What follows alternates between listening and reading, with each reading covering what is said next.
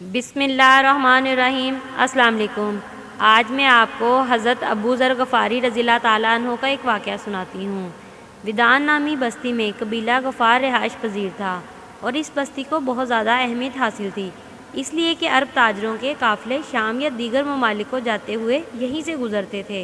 قبیلہ غفار کی معیشت کا دار و مدار بھی اسی آمدن پر تھا جو عرب تاجروں کے یہاں قیام کے وقت انہیں حاصل ہوتی تھی۔ اگر تاجر یہاں خرچ کرنے سے گریز کرتے تو قبیلہ غفار کے لوگ لوٹ مار شروع کر دیتے، جو چیز بھی ان کے ہاتھ لگتی اسے اپنے قبضے میں کر لیتے۔ جناب بن جنادہ کا تعلق بھی اسی قبیلے سے تھا، جن کی کنیت ابو ذر تھی۔ انہیں جرات، دانشمندی اور دور اندیشی میں ایک ممتاز مقام حاصل تھا۔ انہیں شروع ہی سے ان بتوں سے دلی نفرت تھی جنہیں ان کی قوم پوجا کرتی تھی۔ انہیں اس بات کا بھی شدت سے احساس تھا کہ عرب اس وقت عقیدہ کی خرابی اور دینی فساد کی خطرات بیماری میں مبتلا ہو چکے ہیں۔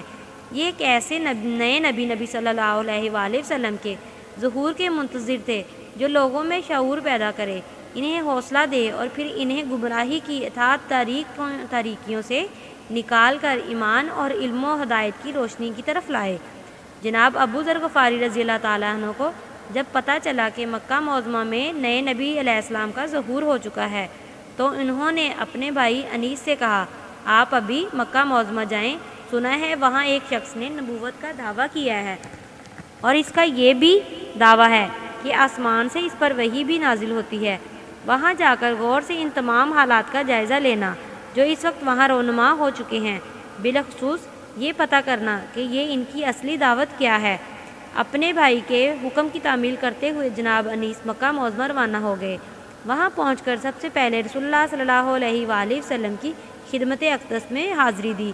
آپ صلی اللہ علیہ وآلہ وسلم کی مجلس میں بیٹھے، غور سے آپ صلی اللہ علیہ وآلہ وسلم کی باتیں سنی اور وہاں کے حالات کا تفصیلی جائزہ لینے کے بعد واپس لوٹ آئے۔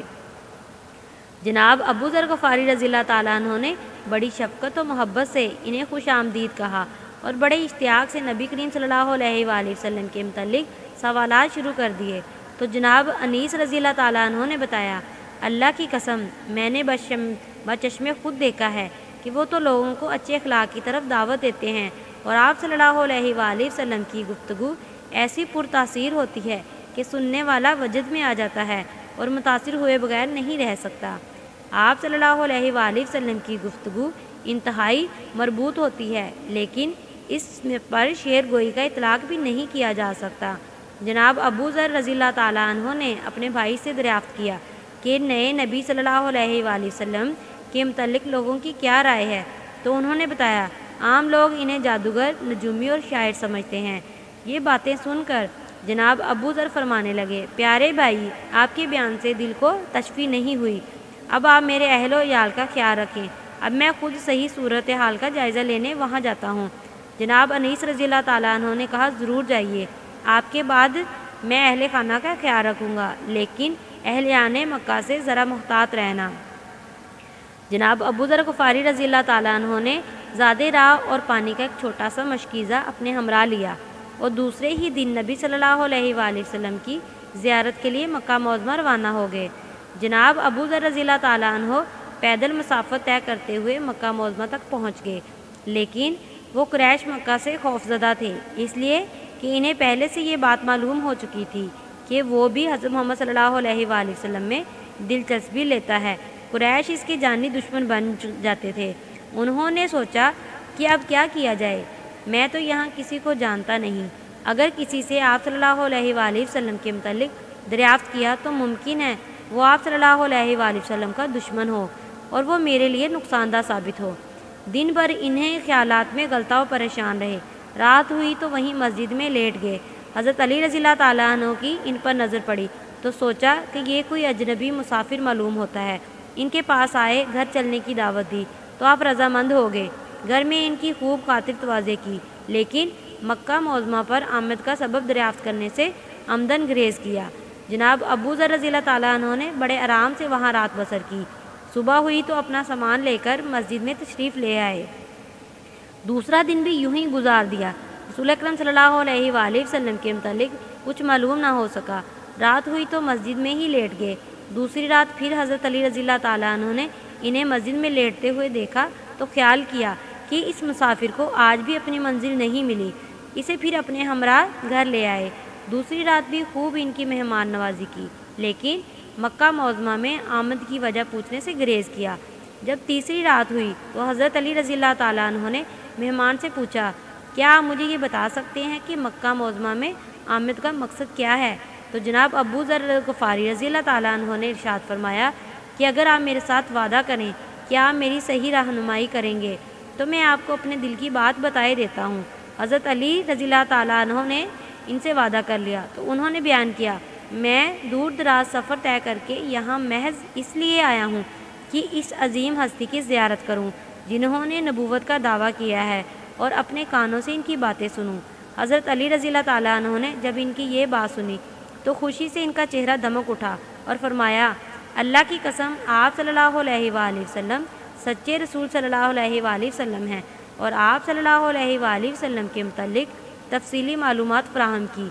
پھر رازدارانہ انداز میں ارشاد فرمایا کہ کل صبح آپ میرے پیچھے پیچھے چلتے آنا، اگر میں نے راستے میں کسی مقام پر کوئی خطرہ محسوس کیا تو رک جاؤں گا، لیکن آپ آہستہ آہستہ چلتے رہیں۔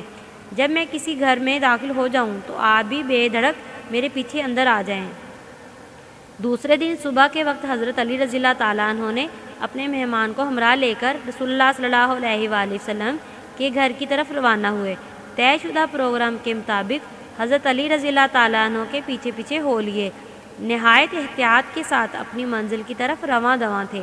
بالآخر رسول اللہ صلی اللہ علیہ وآلہ وسلم کی خدمت اقدس میں پہنچ گئے۔ جناب ابو ذر غفاری رضی اللہ تعالیٰ عنہ نے آپ صلی اللہ علیہ وآلہ وسلم کو دیکھتے ہی کہا، السلام علیکم یا رسول اللہ۔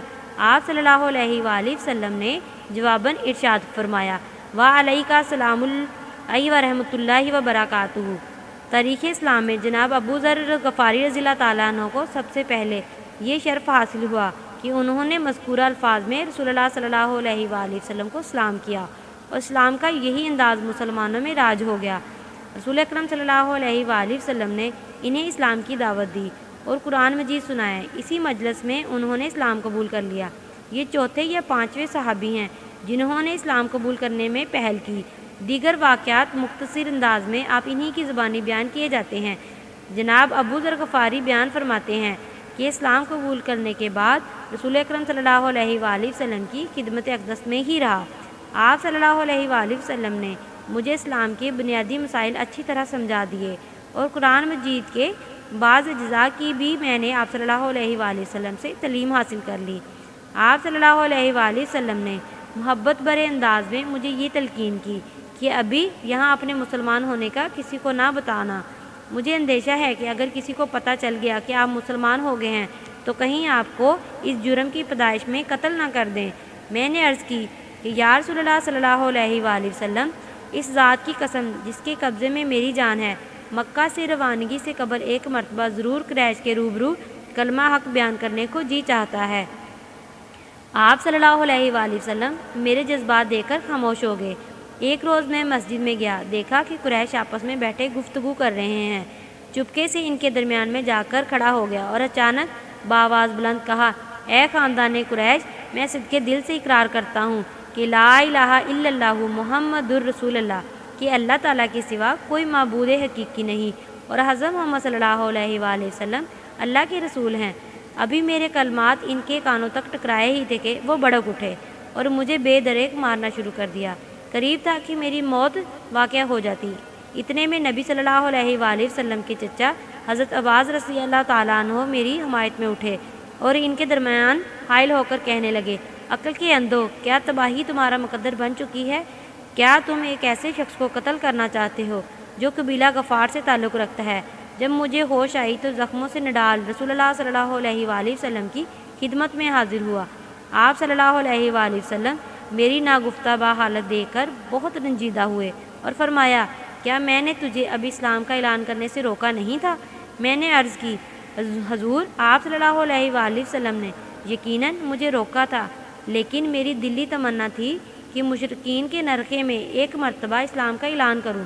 پھر آپ صلی اللہ علیہ وآلہ وسلم نے مجھے حکم دیا کہ اب آپ اپنی قوم کے پاس واپس چلے جائیں۔ یہاں جو آپ نے سنا اور دیکھا انہیں جا کر بتائیں، انہیں اسلام کی دعوت دیں، شاید آپ کے ذریعے انہیں فائدہ ہو، ان کی کایا پلٹ جائے اور آپ کو عند اللہ اجر و ثواب حاصل ہو۔ جب آپ کو یہ خبر ملے کہ مجھے اللہ تعالیٰ کے فضل و کرم سے غلبہ حاصل ہو چکا ہے تو سیدھے میرے پاس چلے آنا۔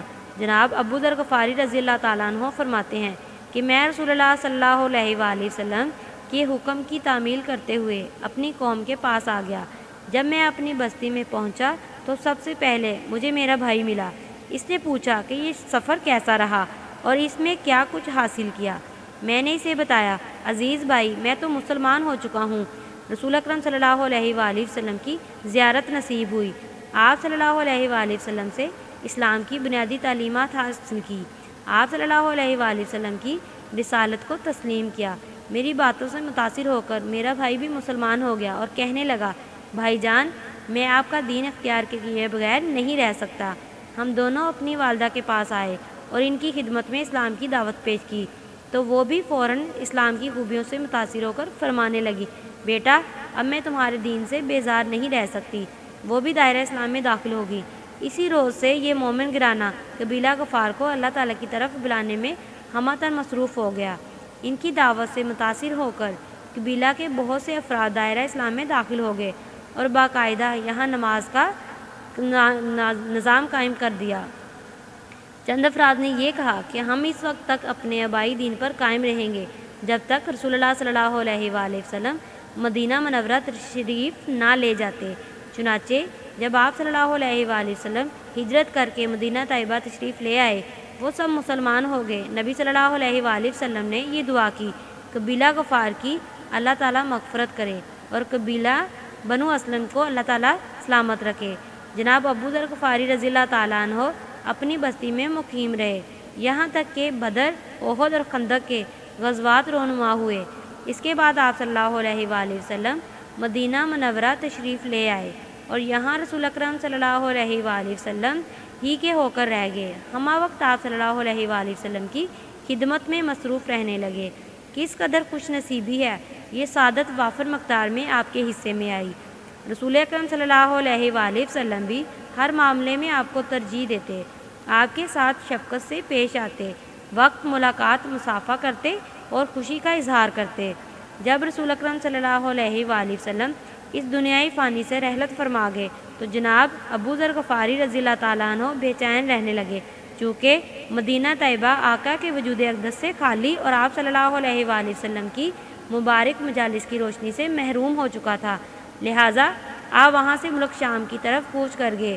خلافت صدیق و فاروق رضی اللہ تعالیٰ عنہ میں وہیں مقیم رہے، لیکن خلافت عثمانیہ رضی اللہ تعالیٰ عنہ میں دمشق کی طرف کوچ کر گئے۔ وہاں مسلمانوں کی یہ حالت زار دیکھی کہ وہ دنیاوی جاہ و جلال کے دلدادہ ہو چکے ہیں۔ مسلمانوں کی یہ حالت دیکھ کر آپ بہت پریشان ہوئے۔ بالآخر حضرت عثمان رضی اللہ تعالیٰ عنہ نے انہیں مدینہ منورہ بلا لیا تو آپ وہاں تشریف لے آئے۔ یہاں آ کر دیکھا کہ لوگ دنیا کی طرف پوری طرح راغب ہو چکے ہیں تو بہت زیادہ کبیدہ خاطر ہوئے اور بڑی سختی سے لوگوں پر تنقید شروع کر دی، جس سے عام لوگ بہت تنگ آ گئے۔ یہ صورتحال دیکھ کر حضرت عثمان رضی اللہ تعالیٰ عنہ نے انہیں زبدہ بستی میں منتقل ہو جانے کا حکم دے دیا۔ یہ مدینہ منورہ کے نزدیک ہی ایک چھوٹی سی بستی تھی۔ آپ لوگوں سے الگ تھلگ ہو کر اس بستی میں زندگی کے دن پورے کرنے لگے۔ یہاں آپ نے دنیا سے بالکل بے نیاز رسول اکرم صلی اللہ علیہ وآلہ وسلم اور صحابین رضی اللہ تعالیٰ عنہ کے نقش قدم پر چلتے ہوئے دنیا پر آخرت کو ترجیح دی۔ ایک دن کا واقعہ ہے کہ ایک شخص آپ کے گھر میں داخل ہوا، چاروں طرف نظر دوڑائی تو گھر میں کوئی سامان دکھائی نہ دیا۔ اس سے تعجب سے پوچھا، اے ابو ذر رضی اللہ تعالیٰ عنہ، آپ کا سامان کہاں ہے؟ فرمایا، ہمارا ایک دوسری جگہ گھر ہے، اچھا سامان ہم وہاں بھیج دیتے ہیں۔ وہ شخص آپ کی مراد سمجھ گیا اور کہنے لگا، اے ابو ذر رضی اللہ تعالیٰ عنہ، جب تک آپ اس گھر میں ہیں یہاں رہنے کے لیے بھی تو کچھ سامان آپ کے پاس ہونا چاہیے۔ تو آپ نے فرمایا، گھر کا اصل مالک ہمیں یہاں رہنے نہیں دے گا۔ ایک مرتبہ شام کے گورنر نے 300 دینار آپ کے پاس بھیجے اور یہ پیغام دیا کہ یہ رقم آپ اپنی کسی ضرورت میں استعمال کر لیں۔